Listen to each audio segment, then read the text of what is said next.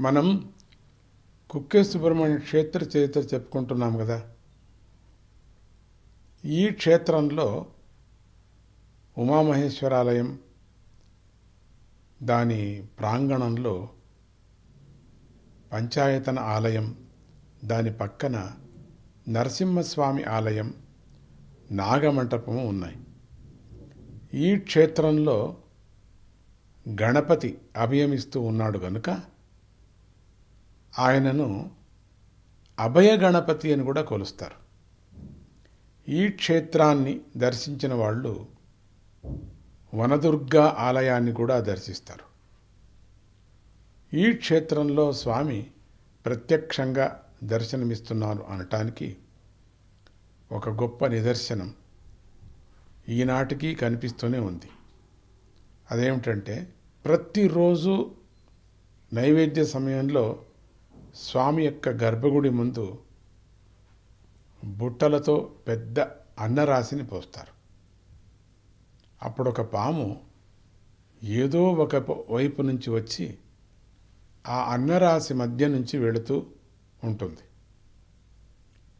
ఆ పాము అదృశ్యమైన తర్వాత ఆ అన్నాన్ని భక్తులు ప్రసాదంగా తీసుకుంటూ ఉంటారు.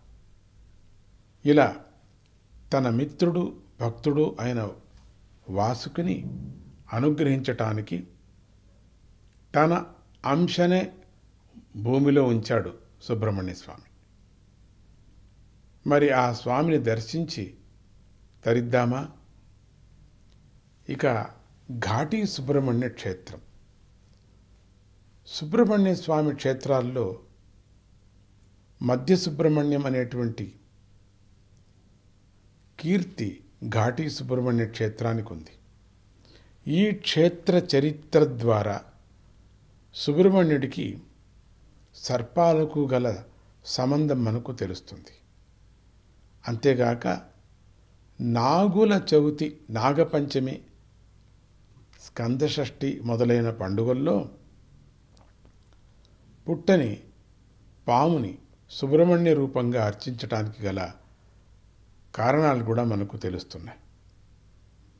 పాములకు సుబ్రహ్మణ్య స్వామికి, యోగానికి సుబ్రహ్మణ్య స్వామికి గల సంబంధం ఏమిటని చాలామందికి అనిపిస్తూ ఉంటుంది.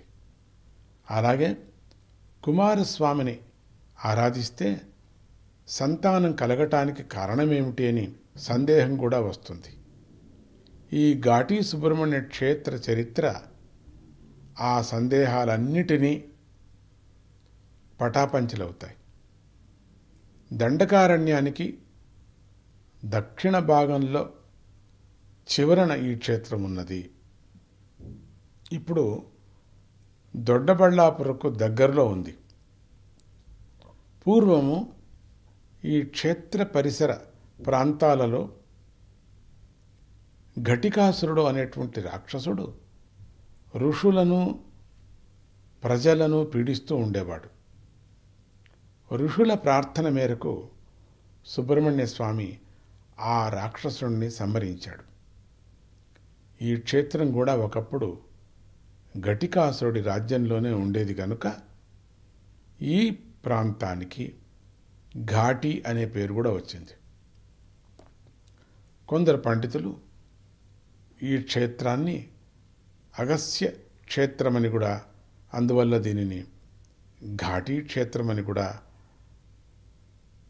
పేరు వచ్చింది అని చెప్తుంటారు. కాలక్రమంలో ఘటమే ఘాటీగా మారిందని కూడా చెప్తూ ఉంటారు. ఘటం అంటే కుండ.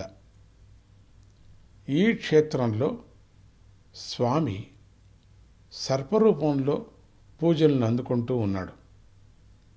దీనికి చాలా కారణాలు కూడా ఉన్నాయి.